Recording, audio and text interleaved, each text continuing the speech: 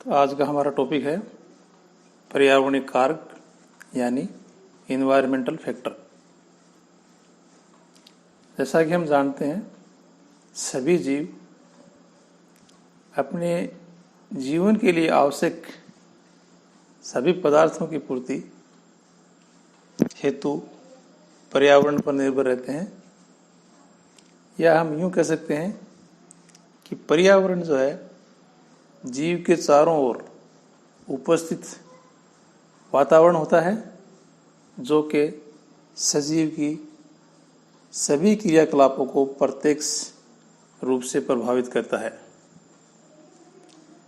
कहने का मतलब यह है वातावरण और जीव दोनों के मध्य एक प्रकार से उत्क्रमणीय प्रकार का प्रभाव चलता रहता है, यानी जीव वातावरण को प्रभावित करता है और वातावरण जो है जीव को प्रभावित करता है। जैसा कि हम बात कर रहे हैं पर्यावरणीय कारकों के बारे में, तो पर्यावरणीय कारक जो हैं मुख्य तौर पर अजैविक और जैविक दो प्रकार के कारक होते हैं। अजैविक कारक को हम भौतिक कारक भी कह सकते हैं, और अध्ययन की सुविधा की दृष्टि से ये जो भौतिक कारक हैं इनको दो भागों में हम बांट सकते हैं।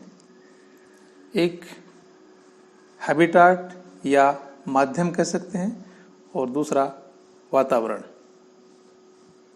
इस बारे में मेल्जर ने 1965 में बताया कि पर्यावरण जीव की सभी जो क्रियाकलाप है उसका एक सामूहिक परिणाम है, और इससे इस क्रियाकलाप के द्वारा प्राणी जो है या जो जीव है उसमें स्टेबिलिटी आती है और उसका जो रिप्रोडक्टिव बिहेवियर है वो प्रभावित होता है।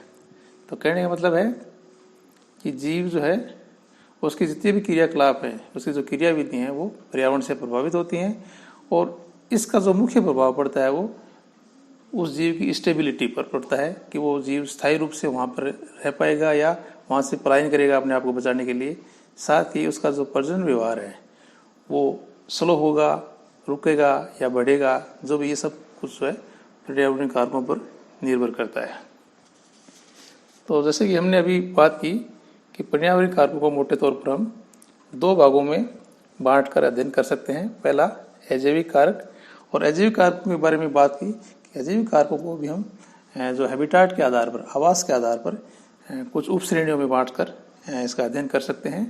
तो अजैविक कारकों में जो माध्यम है, जो हैबिटाट है, उसके आधार पर निम्न श्रेणियां बनाई जा सकती हैं। पहला है सोइल, यानी पृथ्वी का ये जो सबसे ऊपरी भाग होता है, इम्पोर्टेंट भाग होता है, और इसके बारे में भी हम ये जानते हैं कि सोइल का निर्माण जो है पर्यावरणीय कारक जो हैं उनका चट्टानों पर जो प्रभाव पड़ता है। पर्यावरणीय कारक जो है टेम्परेचर भी है और ये रसायन है, अम्ल वर्षा वगैरह, ये जो चट्टानों को छोटे छोटे टुकड़ों में तोड़ देती हैं, और ये जल के साथ बहाव के साथ साथ वो छोटे टुकड़ों में बनकर सोइल का निर्माण होता जाता है। उसमें फिर ह्यूमस जो है कार्बनिक पदार्थ मिक्स हो जाते हैं। तो मिट्टी जो है ये प्रमुख हैबिटाट है अनेक जीवों के लिए, और यहाँ पर बहुत से सूक्ष्म जीव, प्लांट और जो बिलकाय जीव हैं वहाँ पर पाए जाते हैं। इसी तरह से एक और प्रमुख हैबिटाट है वो है जल। तो जल, हालांकि पृथ्वी का जो है लगभग 73% से ज़्यादा भाग जो है जल से घिरा हुआ है, और बहुत से जो जीव हैं वो जल में रहते हैं, उनके लिए हैबिटाट है, आवास है। तो जल जो है एक माध्यम है और इसमें बहुत से जीव जो है अपने सर्वाइव करते हैं, जीवित रहते हैं। इसके अलावा हम बात करें तो प्रत्येक जीव का जो जीवधुर्य है उसका भी एक बड़ा भाग जो है जल से मिलकर बना होता है, यानी 65 से 70% जो है जीव में जल पाया जाता है। इस प्रकार से एक जो जल है वो एक तरह से मुख्य, एक तरह से नियामक कारक का काम, रेगुलेटरी फैक्टर का काम जीवों में करता है। इसी तरह से तीसरा जो महत्वपूर्ण हैबिटाट है वो है एयर। जैसा कि हम जानते हैं बर्ड्स, बहुत से इंसेक्ट जो हैं ये एयर में रहकर अपना जीवन व्यतीत करते हैं और एयर से ये प्रभावित होते रहते हैं। तो एयर की हम बात करें तो एयर जो है क्या है, मिक्सचर ऑफ गैसेस, जो गैस हैं उनका मिश्रण है और इनमें मुख्य रूप से जो ऑक्सीजन गैस है, नाइट्रोजन है, कार्बन डाइऑक्साइड, ये प्रमुख गैसें पाई जाती हैं। सबसे ज़्यादा नाइट्रोजन पाई जाती है, उसके बाद में ऑक्सीजन और फिर कार्बन डाइऑक्साइड। इसके अलावा बहुत सी जो अन्य गैसें हैं वो भी सूक्ष्म मात्रा में मिलकर एयर का निर्माण करती हैं। तो एयर जो है एक तरह से एटमॉस्फेयर का भी निर्माण करते हैं और ये एयर में जो जीव पाए जाते हैं उनको ये प्रभावित करते हैं, प्रभावित होते हैं वो जीव एयर से। इसी तरह से हम और बात करें, एक होस्ट बॉडी है, ये भी एक हैबिटाट है और ये भी जो है जीवों को प्रभावित करता है। तो बहुत से जो परजीवी जीव हैं वो या तो परपोषी की शरीर के ऊपर या शरीर के अंदर रहकर अपना जीवन व्यतीत करते हैं। तो इस तरह से ये जो ऊपर रहें या अंदर रहें, वहाँ जहाँ भी रहते हैं वहाँ पर ये अनुकूलताएं, अडेप्टेशंस जो है धारण कर लेते हैं। आगे हम बात करें क्लाइमेट्स। हालांकि हमने अभी तक जो बात की वो बात की थी हैबिटाट के बारे में। हैबिटाट भी एनवायरमेंटल फैक्टर ही और ये जो है जीवों को प्रभावित करते हैं। एक तरह से हैबिटाट जो है यानी जीव के चारों ओर आवास, तो जीव के चारों ओर का आवास है, जो सॉइल भी हो सकती है, वो क्या हो सकती है, एयर भी हो सकती है, वो जल भी हो सकता है और ये सब जो है जीवों को प्रभावित करते हैं। इसके अलावा कुछ अन्य जो क्लाइमेटिक फैक्टर हैं जिसकी हम बात करें, टेम्परेचर है, ह्यूमिडिटी है, विंड है, लाइट है, रेनफॉल है, स्नो, ये सभी भी जीव को प्रत्यक्ष अप्रत्यक्ष रूप से प्रभावित करते हैं। और ये जो प्रभाव है ये जीव के जो है स्थायित्व के लिए, उसकी जो ब्रीडिंग है उसके लिए बहुत ही महत्वपूर्ण होता है। अब हम बात करेंगे बायोटिक फैक्टर की, यानी जैविक कारक। जैसा कि हम बात कर रहे थे एनवायरमेंट फैक्टरों की, तो एनवायरमेंट फैक्टर जो है मोटे तौर पर उनको हम दो कैटेगरी में, दो भागों में हमने बांटा था। कौन सा? अजैविक और दूसरा जैविक। तो अजैविक में हमने बात क्या की, अजैविक में की थी मीडियम या हैबिटाट जो जीव के चारों ओर पाया जाता है, और साथ ही क्लाइमेटिक कंडीशंस, ये दोनों जो हैं जीव के चारों ओर जो एक वातावरण बनता है वो होता है और ये जीव को प्रत्यक्ष रूप से प्रभावित करता है, उसके वितरण को प्रभावित करता है, उसके प्रजनन को प्रभावित करता है, उसके वृद्धि विकास को प्रभावित करता है। तो अभी तक हमने बात की थी अजैविक कारकों की। अब हम बात कर रहे हैं जैविक कारक, यानी जीव के चारों ओर ये जो अजैविक कारक है, सोइल है, टेम्परेचर है, ह्यूमिडिटी है, विंड है, ये सब हो सकते हैं, लेकिन इसके अलावा जीव के चारों ओर जीव भी हो सकते हैं। तो जीव को जीव भी प्रभावित करता है। जीव को ये अजैविक कारक ही प्रभावित नहीं करते, बल्कि जीव को जीव भी प्रभावित करता है।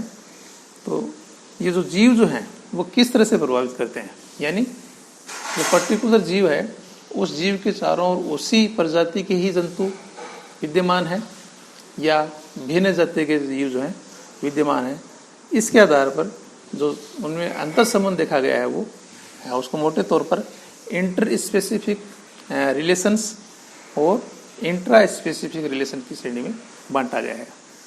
इंट्रा स्पेसिफिक रिलेशंस क्या होते हैं, एक जो जीव है उसके चारों ओर उसी प्रजाति के जीव जो है विद्यमान होते हैं और वो जीव जो है उस जीव को किस तरह से प्रभावित करते हैं। वो भोजन जो है वहाँ पर उपलब्ध है, उसके आधार पर उनमें संघर्ष हो सकता है, प्रतिस्पर्धा हो सकती है। इसके अलावा जो हैबिटाट है, जो आवास है, वो अगर लिमिटेड है, संख्या अगर जीवों की ज़्यादा है तो उसके लिए भी वहाँ पर जो है संघर्ष की स्थिति हो सकती है। ब्रीडिंग एक अलग कंडीशन है। इस तरह से जो जीव है वो दूसरे जीव से प्रभावित होता है। इसके अलावा जीव जहाँ पर जिस वातावरण में रहता है वहाँ पर अन्य प्रजाति के जो जीव हैं वो भी उस जीव को प्रभावित करते हैं।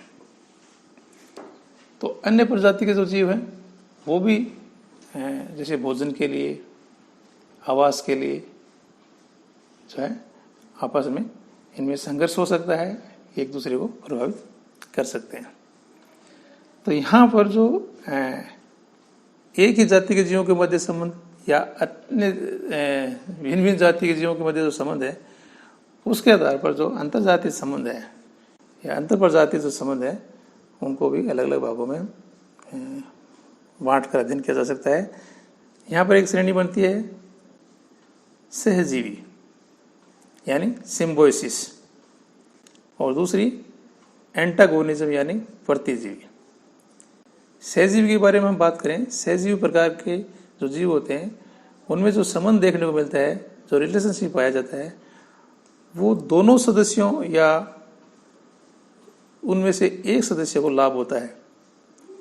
कहने का मतलब क्या हुआ कि सहजीवन में दो जीव साथ रहते हैं तो दोनों जीवों को, वो एक ही प्रजाति के हो सकते हैं या भिन्न प्रजातियों के, दोनों जीवों को एक दूसरे से लाभ होता है या कम से कम एक को लाभ जरूर होता है।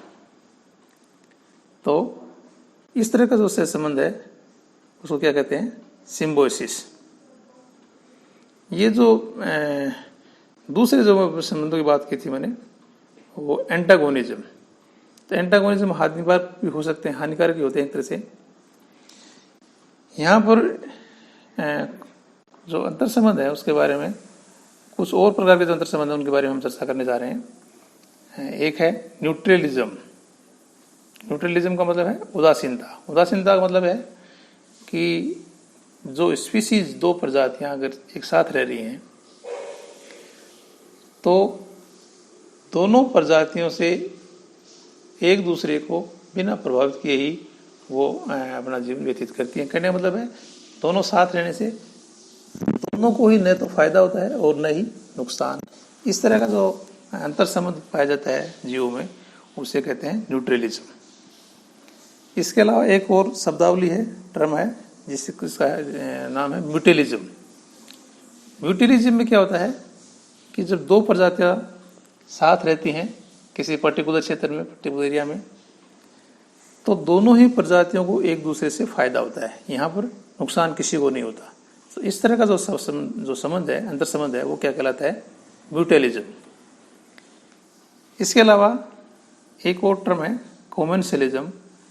कॉमेंसलिज्म में क्या होता है कि जब दो जीव प्रजातियां किसी विशेष वातावरण में साथ रहती हैं तो दोनों प्रजातियों में से किसी एक को फायदा जब से होता है और दूसरी प्रजाति को न फायदा होता है न नुकसान होता है। इसका मतलब यह हुआ कि कॉमेंसलिज्म में दोनों प्रजातियों में से नुकसान किसी को नहीं होता, लेकिन एक को फायदा अवश्य होता है। इसी तरह की कुछ अन्य टर्म्स हैं जिसमें एंटाबायोसिस भी है, और इस एंटाबायोसिस में क्या होता है, दो प्रजातियां जब साथ रहती हैं तो दोनों में से एक को नुकसान होता है और एक को न फायदा होता है न नुकसान होता है। एक तो न्यूट्रल रहती है, लेकिन जो एक प्रजाति ऐसी होती है दोनों में से जिसको नुकसान अवश्य होता है। इसी तरह से एक और टर्म है पैरासिटिज्म, इसके बारे में हम जानते हैं। पैरासिटिज्म में एक जीव जो है अवशोषण करता है, एक होस्ट होता है और एक जो है प्रेडेटर होता है। तो जो प्रेडेटर होता है उसको फायदा होता है और जो होस्ट होता है उसको नुकसान होता है। यानी दो जीव प्रजातियां साथ रहती हैं तो एक को फायदा और एक को नुकसान। इस तरह की जो अंतर संबंध है वो उसको क्या कहेंगे, पैरासिटिज्म। इसकी इसी तरह से एक टर्म और है प्रेडेटरिज्म। प्रेडेटरिज्म का मतलब क्या होता है, इसमें एक को फायदा होता है और दूसरे को न फायदा न नुकसान। तो इस तरह का जो संबंध है उसको बोलते हैं प्रीडेशन। एक और टर्म है जिसका नाम है कंपटीशन। और प्रतिस्पर्धा जो होता है जीवों के मध्य पाई जाती है, देखने को मिलती है। प्रतिस्पर्धा में दोनों जीव प्रजातियां हैं, दोनों को ही नुकसान होता है। यहाँ पर जो है फायदा किसी को नहीं होता, लेकिन नुकसान दोनों जंतु प्रजातियों को होता है। तो इस तरह से आज के हमारा जो टॉपिक था एनवायरमेंटल फैक्टर, इसमें हमने पर्यावरण क्या है, पर्यावरण जीव के चारों का वातावरण, और ये वातावरण जो है अजैविक जैविक दोनों मिलकर ये है पर्यावरण का निर्माण करते हैं। तो जो एनवायरमेंटल फैक्टर हैं वो अजैविक और जैविक, उनको दो घटकों में, दो भागों में हमने बांटा है और उसके आधार पर ही हमने जो है अजैविक घटकों के और जैविक घटक जो है एक दूसरे को या जीव को जो है किस तरह से प्रभावित करें उसके बारे में हमने चर्चा की।